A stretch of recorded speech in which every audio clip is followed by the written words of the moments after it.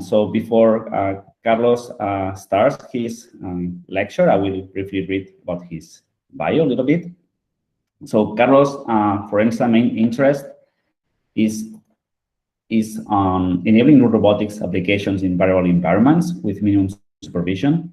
This has been the main focus of his PhD in artificial intelligence at the Robotics Learning Lab at UC Berkeley, under the supervision of Peter Reville. Before that, he obtained in 2015 a double degree in mathematics and industrial engineering with honors at the Center of High Interdisciplinary Training, CEFIS, in our university, the Polytechnic University of Catalonia. During his undergrad, he performed research at Argonne National Lab in Illinois, the EPFL in Switzerland, CMU in Pittsburgh, and he has also worked in several positions at the Institute of Robotic Science in Barcelona. During his PhD, he was under the La Caixa Fellowship, then under the Berkeley Deep Drive Fellowship.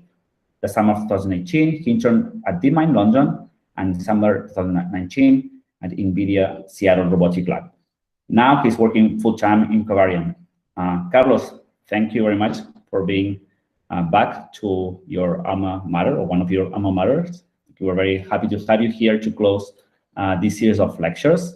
So you are muted, so maybe you want to unmute. Okay, great. And you see that we have an audience that has already completed a full course on reinforcement learning and are really willing to know about your experience on this topic. Very good. It's an honor for me to be closing this series of lectures. I'm excited to see that there is a deep reinforcement learning course in UPC right now. So yeah, thanks for having me. And thanks for the great introduction. Let me see if I can present my screen.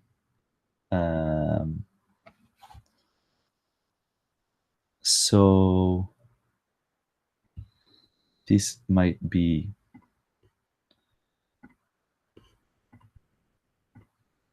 okay. Do you see the slides? Yeah, it looks good.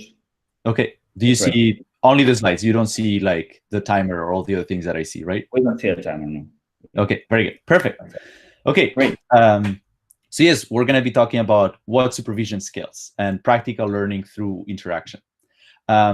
Overall, my dream is to obtain a desired behavior from a complex system, but without being an expert.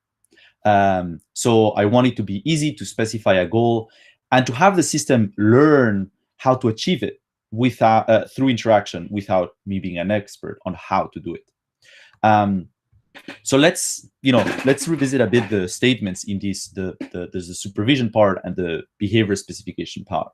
So the particular system that we're going to be talking about are robots, and the goal or behavior will be specify a specific change in the world that I want the robot to perform, like preparing me a cup of coffee, or navigating to a specific position, or assembling some object.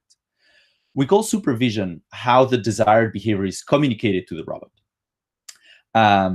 Now, what I care about is how these ways of supervision scale, and what does it mean? So it basically means how many expert hours do you need to obtain these desired behavior. For example, the most typical robotic supervision is programming every exact motion that it should do. And this requires a lot of expert hours per new task. And can only handle tasks with like very limited variability. So that's why we don't see robots outside of the factories nowadays. And that's why we are studying things like deep reinforcement learning, because they allow to give different kinds of supervision. So given that you're doing a course on deep reinforcement learning, you will probably know about the rewards type of supervision, which is the most typical one in this framework. But I would also like to talk about two other types of supervision, which are self-supervision and also demonstrations. And I'll get to those later on. But first, let's revisit the reward types of supervision. And in particular, I will be talking about sparse rewards. So rewards that you only obtain when you actually complete the task. Probably this is not new to any of us, which is like, why do we like rewards? Well, it's simply because they describe what, but not how. For example, we could give +1 reward when this quadruped reaches the green ball that it has to capture. And we didn't describe how it had to move every limb to get there. We just described that we wanted to capture more green balls. Or we could give a reward +1 when this robot inserts this axle into this gear into the axle, or when this other robot inserts the peg it's holding on the hole that is on the table, or whenever they make me a cup of coffee, if that's what I want. So one thing that you might have realized through all the rewards that I was giving as examples is that they were all sparse. They were all related to the final goal, because those are the easiest ones to specify by non-experts. Another way to look at it is that dense rewards don't scale. So if you take the example of the robot that had to insert this gear onto the axle, giving a dense reward, for example, of the L2 distance between the center of this gear or this ring onto the axle, it will just make the robot smash the ring on the side of this axle. So it won't do the desired behavior. Also, it requires to introduce a lot of per task knowledge. So dense rewards don't really scale because they do imply having like a lot of access, and also systems to give that reward in the real world. And for dense rewards is usually harder. So that's why we're gonna focus on sparse rewards, because we saw that they are the easiest way to specify them. The problem with sparse rewards is that exploration becomes extremely challenging. So I'm going to talk about hierarchy for exploration and how we can overcome the problems with exploration. So let me introduce what is policy hierarchy. So it's basically to aggregate action sequences into useful skills. For example, and why is this interesting? So imagine that I'm, again, in this task with this quadruped needs to capture these green balls. I could train a monolithic policy to just do this task. But then in the moment that I have another task, like navigating this maze where I want the end to reach the other side of the U, it would take a very long time to retrain all this because it's not reusing any of the knowledge from other tasks. So the interesting thing would be to have this robot by itself and have it learn how to move around and then leverage this knowledge on the downstream tasks. Then these downstream tasks don't need to be learned from scratch, but I can combine these high-level actions into some policy that actually makes it perform either capturing the green balls or reaching the other side of the maze. So what we decided to do is to learn these skills offline. So we take the robot offline, meaning not in the final tasks, and later on we're gonna apply those tasks to the downstream tasks. How do we learn some relevant skills? So this does imply some small amount of prior knowledge. In this case, we know that we want the robot to move around its center of mass. So we're just gonna reward for the center of mass moving. These can be any kind of like more intrinsic type of reward. So, the amount of prior knowledge required is very little. Once you have a reward that is like mildly related to the final downstream task that you want to do, then we're going to learn a multimodal policy, because remember that you want many different ways of moving around such that you can combine them into something more interesting. If you train here a usual neural network policy, as you see on the right, on the left, what you're going to see is that, is the normal, you enter the state or the observation, and the output would be the mean and variance of a Gaussian, for example. This is the most standard way. And these would give you basically a unimodal policy. For a given state, the actions will be centered around a single mode, this mu s, right? Instead, you could use a stochastic neural network.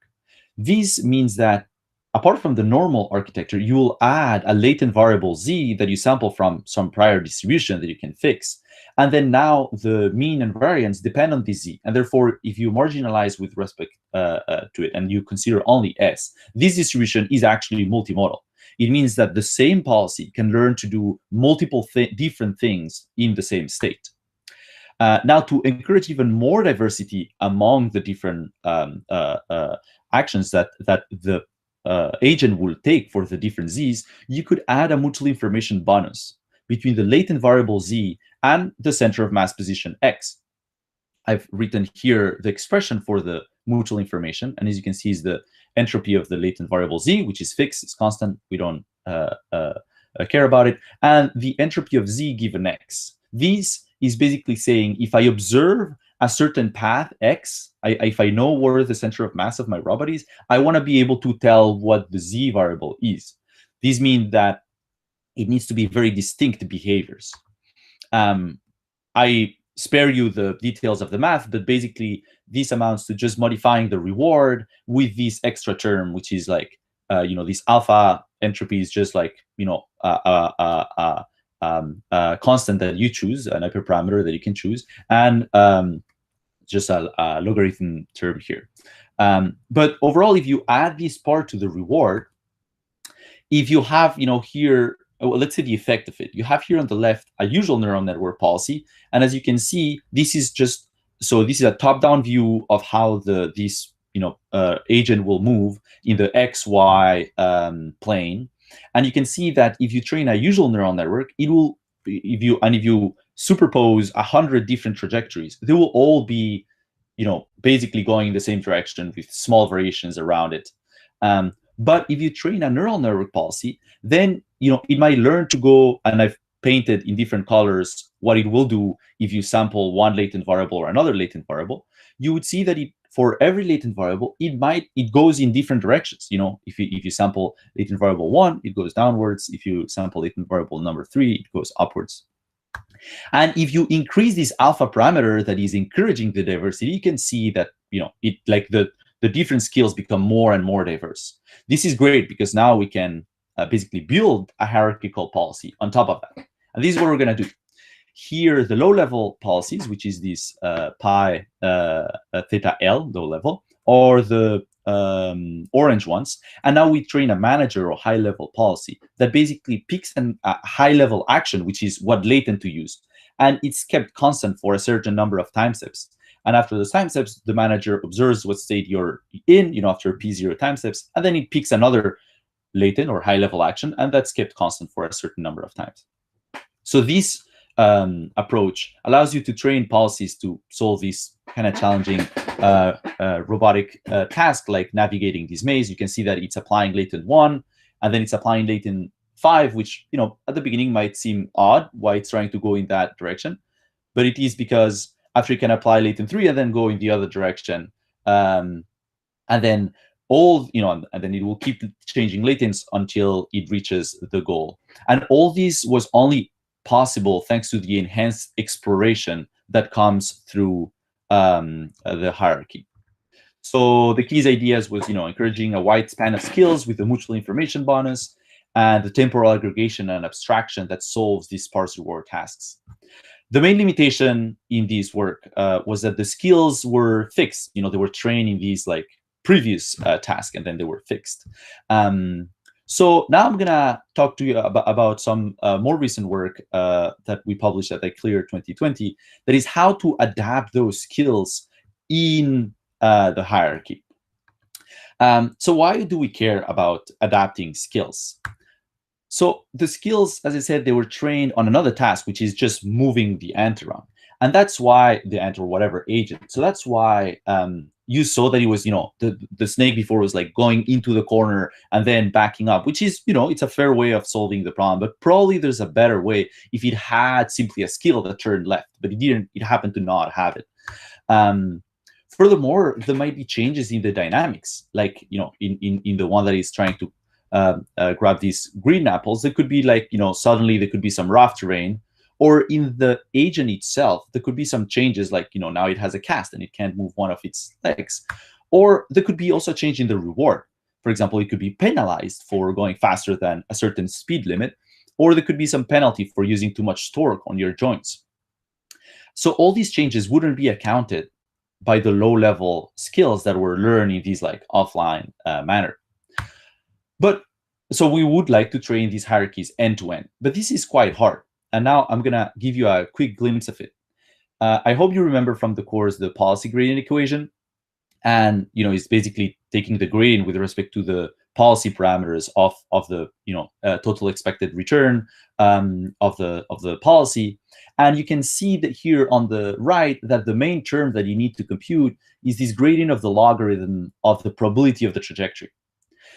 So if you have a normal flat, monolithic policy, this logarithm of the probability of the trajectory decomposes very nicely, and you get rid of all the terms that belong to the dynamics of the environment, and everything is wonderful. And this becomes like a beautiful sum over time steps.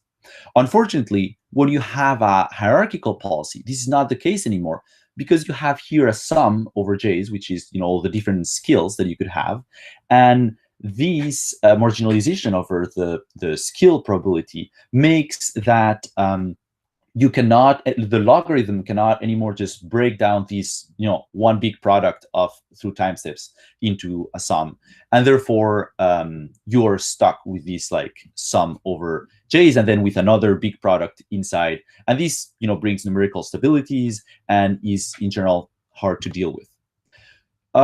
Interestingly, in this paper, I encourage you to go look at the details if you want. We prove that if the skills are sufficiently differentiated, then it's possible to actually approximate this gradient, up to O of e to the p minus 1. So this epsilon to the p minus 1. So it's fairly good approximation.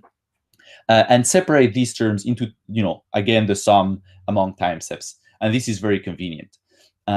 Furthermore, we this policy gradient, we also add the same tricks that are presented in PPO, proximal policy optimization, and we call the whole algorithm HIPPO, hierarchical PPO. We did some experiments on a bunch of different environments, and just to give the brief results, HIPPO is faster at training from scratch, which actually was kind of a surprise because it was not how it was designed to work, but it's the green line here on top. So it's much better than PPO at training from scratch. And on top of that, it's also better at fine-tuning the skills. So the red line here would be if you fix the skills, and now you have a different, for example, reward function, and there's a speed limit. And then if you don't fine-tune the skills, it's fixed. It has an upper bound that it cannot go beyond. Whereas if you have trainable skills and you use the capability of the HIPPO algorithm to train it, you will actually obtain better final performance.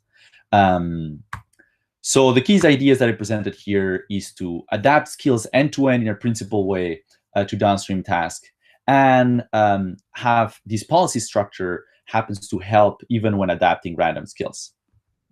The main limitation was that it still considers single task at a time. So you get a new task, new downstream task, and then you train on that one task, and not to others. And also, it does requires you to perceive some reward.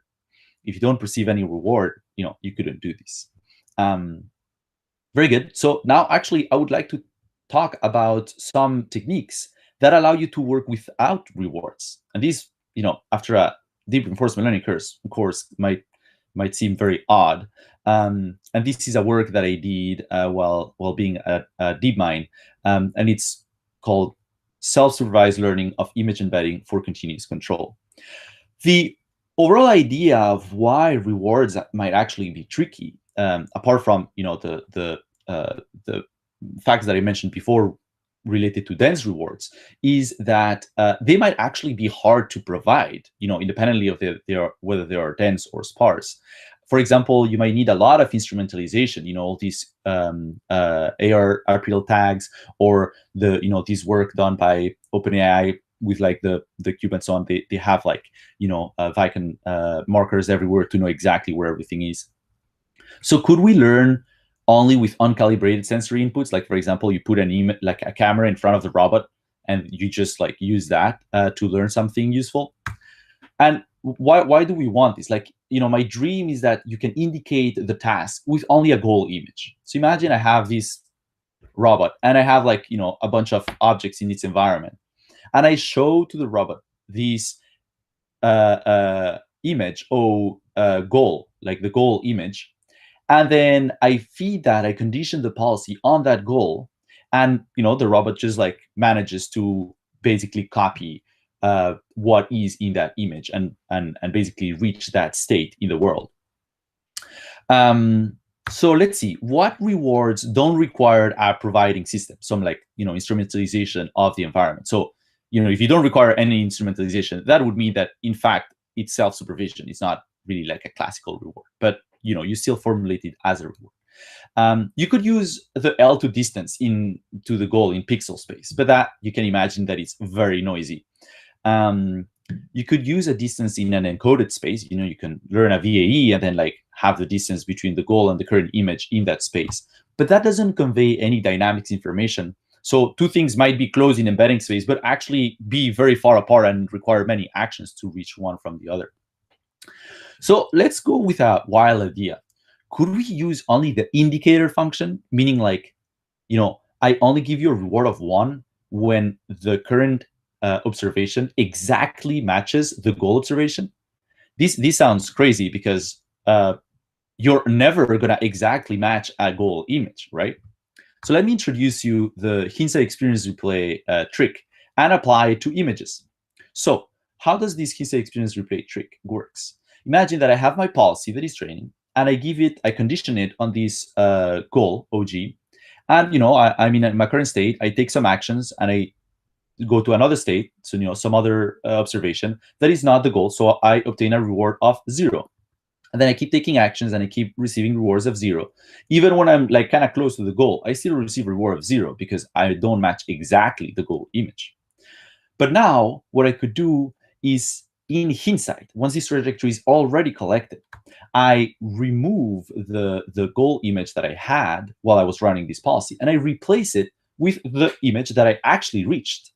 Now that I have replaced this image, the reward of this trajectory is actually 1, is not 0. So now in hindsight, I can understand that, okay, I didn't get to the goal that I originally wanted to, but if I wanted to go to that goal, this would be a perfectly valid trajectory. So you can just use this trajectory to train to go to this point. So to make hindsight experience replay work from images, there was a few tricks that we apply that I'm not going to go into details. We derive some connection to minimum steps to the goal. We leverage this one to propose a new Q function architecture that improved the performance of training this policy, and we formulate it as a latent space dynamic model learning. But altogether, the interesting thing is that you give it a goal image and it's able to go, and you give any other goal image and you would also be able to go like to this area. So the key ideas was the ones that I introduced before without going into the details. And the main limitation in this is still that exploration is a challenge, because this robot was just moving around, but if he actually had to manipulate, push around a block or stack blocks or something like that, it would be very hard to just stumble upon those states and just copy those. So I want to talk now about how could we just keep this self-supervision aspect, which means that there's no reward, there's no system that provides an actual reward in the environment. But now I'm going to mix it with some demonstrations. Okay. The overall idea is to leverage suboptimal demonstrations. And these are work called goal condition imitation learning. The overall idea is that suboptimal demonstrations are actually pretty cheap these days. On the left, there's like an image from Caverian, the company I work at, where there's some projects where we use VR to like give a demonstration. It's right now VR is pretty good to do these kind of things. And on the right, there's this work from Stanford called robotic, where you can give demonstrations. You can control the robot with your smartphone. So it's extremely easy to obtain like suboptimal demonstrations. They're suboptimal because you don't do as good as the robot could do, and you'd like to improve on that. But at very least, you give the gist of the idea that you want to do. So goal condition imitation learning, if you just like take these demonstrations, with like a goal and like you give the demonstration, it's kind of limited. The reason briefly is because let's imagine that you're at this state 0 and you give all these red demonstrations, like all these actions and sequence of states to go to this goal. So first of all, they don't actually reach the goal because the demonstrations are suboptimal. And even if you have like a few goals and a few demonstrations that try to go to those goals, if you have another goal on the other side, it might not generalize to these ones because you don't have a demonstration that happens to go there. On top of that, when you use imitation learning, goal condition imitation learning, you copy all the inefficiencies of your policy. So, all these like breaks in the trajectory that like are not what you would prefer. So what we decide is to combine this demonstration with the self-supervision, type of algorithm that I was explaining before. So we basically train a policy to maximize the indicator reward that I presented just before, basically with hindsight experience replay, and we add the imitation learning loss. So this would be now, we would collect new trajectories here in black, and we would relabel them with the same trick as before, as if we had reached the goal we wanted.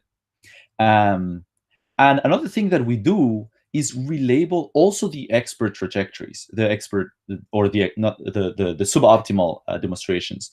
For example, none of these demonstrations actually reached the goal that they were intended to. But in hindsight, I could say, well, but if this was the goal, it would actually reach it. And you can do for all the states that you want in your demonstrations. So this improves the quality of your demonstrations, because now the demonstrations actually reach the goals. They don't just go around. So just to show some brief experimental results, these, stacking these blocks, or these pushing these block around, all these things are learned with very suboptimal demonstrations, and just like the hindsight experience. And these tasks, could not be done without the help from these suboptimal demonstrations. Good. So now we saw self-supervision and demonstrations, and now I would like to briefly talk about a last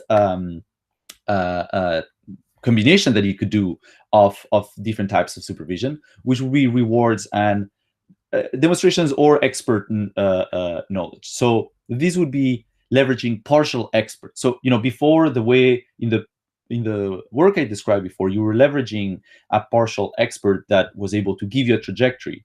But let's look at how would be a typical robotic task. So robots, in fact, nowadays, we have pretty good models that allow us to control and move very reliably the robot in S-open, which is all the space where there's no obstacles and there's no uncertainty about where things are or what the dynamics are. So it's pretty easy to have a policy that moves wherever you want in S-open.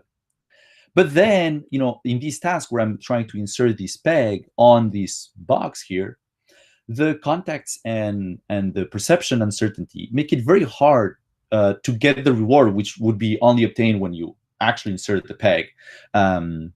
So here there is a reward of task completion, but it's not like a dense reward, which actually has its own problems, because if you just remember the video I showed of the robot trying to having a dense reward between the ring and the peg, and he would just like smash it on the side. So here the same would happen. It would, like, this robot was just like smash the side of the box instead of like actually going around and like inserting it.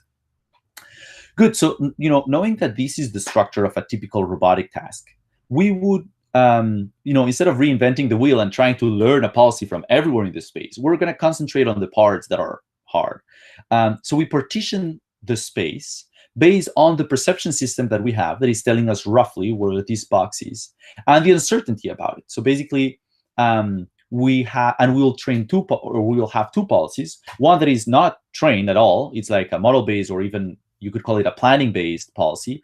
But for this case, I'll call it model-based. And then a model-free one, which is the one learned with RL only through interaction. And that one will only have to operate in S hard. In fact, we don't know where S hard is, and we use the perception system to overestimate the area where we cannot trust our model that is good in S open. So we estimate S hard, and then the model base would basically move us to the target area, this estimate of S hard, and then the model free now is only local, and it can use the images from a wrist-mounted camera to finish the task that is like inserting this peg. This approach is very sample efficient. So, by the way, it's the algorithm is called Guided Uncertainty Aware Policy Optimization, or GUAPO for short. So when you start training, you have the model-based policy that brings you to the work area, and then here is where the exploration starts. and 15 minutes later he's already like introducing the peg because the exploration is much more narrowed down. The baselines like soft actor critique, which is a purely model-free reinforcement learning, even with dense rewards, it's learning very slowly. Like 90 minutes for robotic task is very little. Atari and so on have like millions and millions of samples. And another baseline, which is residual policy, also doesn't work because some other consideration. Anyways, some other interesting properties of the policies learned with Wakapo is that they are robust to external perturbations, to different robot start positions, and to different obstacles that you might add. For example, here we are trying to perturb the robot while it's heading to its goal, and it's still going to be able to get to the goal. And it's robust perturbation in both areas of the space. This is the robot starting from a bunch of different start positions. Okay, some play, some don't, but it's able to start from a bunch of different positions and still get it. Yeah, sorry, these videos are all desynchronized. Anyways, and you can also add some obstacles, and if you know roughly where the obstacle is, you can actually extend the formulation to like have basically negative rewards inside those obstacles. And then the model-based policy will bring you around the obstacle easily through the planning algorithm, and then you can bring you safely to the area as hard estimate where you just perform the final insertion. So as key ideas, you can use your expert wherever you trust it. In S open, you can use it. Don't reinvent the wheel. Just use it.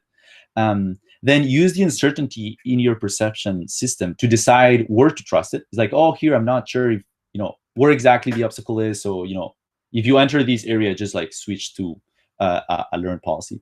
And these overall, I would like to see it as like a new way of describing a task, which is basically come do something over here. I can tell you exactly how to do this thing. I cannot tell you exactly how to insert the peg.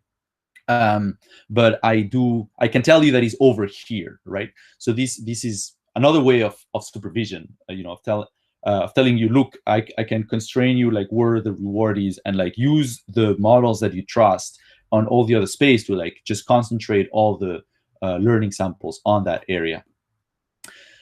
So overall, did we answer the original question? What supervision should we use?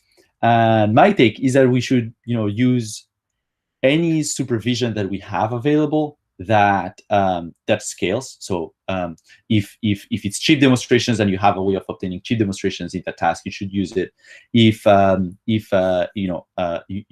you have like uncalibrated sensors, you can use self-supervision to use that. And in general, we shouldn't be restricted to the let's say more pristine formulation of reinforcement learning, where you can only use some rewards that provide you exactly what the task is, but open the scope to what are other ways of learning good both representations and policies that give us better training performance. So with this, I thank you very much for your attention, and I'm open to get any questions.